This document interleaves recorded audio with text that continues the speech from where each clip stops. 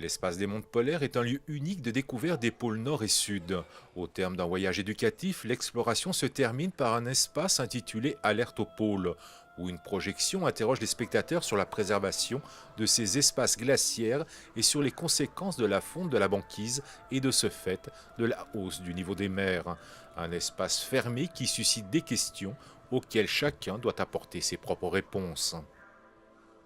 On considère que, et ce n'est pas moi qui le dis, mais tout ce qui tombe sur la glace est conservé dans la glace, mais il faut encore savoir le lire.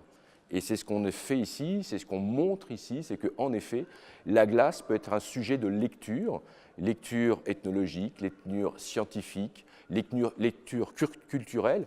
Donc c'est vraiment ici l'écologie au sens très large, c'est-à-dire l'étude de la maison, Écosse, et c'est ce que l'on fait en fait au quotidien, alors à la fois avec l'image, à la fois avec le son, à la fois avec les couleurs, le blanc ici qui est dans cette salle, et à la fin cette interrogation qui nous est tous posée ici dans cette salle qui s'appelle Alerte aux pôles. Alerte aux pôles interpelle hausse globale des températures, surpêche, trafic maritime intense, exploration pétrolière, tourisme, les pôles sont en danger. De manière générale, les glaciers ont reculé de 87% durant les 60 dernières années en Antarctique.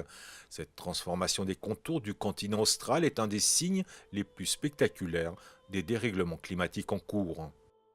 S'intéresser à cette histoire polaire, c'est s'intéresser à tous ces hommes qui sont partis, quelquefois sans revenir, mais ils ont écrit la topographie de notre planète. Et rappelons que l'Arctique, c'est quand même un grand territoire, l'Antarctique aussi, mais plus facile à définir, que l'Arctique est une zone beaucoup plus complexe, d'autant plus aujourd'hui avec les dérèglements climatiques, et bien qu'on voit très bien que les frontières climatiques sont en train de changer. On parle de mutation paysagère, mais au même titre, on parle de mutation sociale. On sait qu'il y a dans certains territoires du Groenland, pour appeler un petit village qui s'appelle Horatsut, ça fait 13 ans qu'on n'a pas vu de banquise. Je fais quoi quand je suis habitant d'Horatsut et que j'ai des traîneaux et des chiens? Voilà, c'est les questions qui sont posées.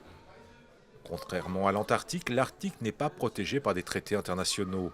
Certaines prévisions suggèrent que l'océan Arctique pourrait être dépourvu de toute glace l'été dès 2030.